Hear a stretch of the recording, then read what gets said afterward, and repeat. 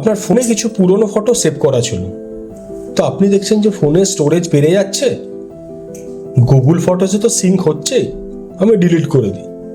কিন্তু অনেক সময় আপনি দেখবেন যে সিঙ্কড মানে এই দিক থেকে ডিলিট করলে ওই দিক থেকেও ডিলিট হয়ে যায়, মানে আপনি ফোন থেকে ডিলিট করলেন, গুগল ফটোস থেকেও ডিলিট হয়ে যায়। তাহলে এই ফিচারটি আপনি দেখে নিন। গুগল ফটোসের যদি কোনো পুরনো ফটো আপনি ডিলিট করে থাকেন, সেটাও কিন্তু আপনি রিস্টোর করতে পারবেন। অপশানটি দেখে নিন, এবং এরকম যদি আপনার হয়ে থাকে তাহলে আপনি নিজেও এই অপশানটির মাধ্যমে আপনার ফটোগুলোকে রিস্টোর করে নিন। গুগল ফটোসটি ব্রাউজার ওপেন করলেন, ওপেন করার পর এই 3 ডটসে ক্লিক করবেন। করার পর আপনি চলে আসবেন সেটিংসে। এখানে একটি অপশান পেয়ে যাবেন সাজেশনস। এর আন্ডারে আপনি আরেকটি অপশান পাবেন আনসেভড ক্রিয়েশন। এখানে আপনি ভিউতে ক্লিক করলে আপনার পুরনো ডিলিট হয়ে যাওয়া ফটোগুলো আপনি পেয়ে যাবেন। এখান থেকে আপনি রিস্টোরও করতে পারবেন।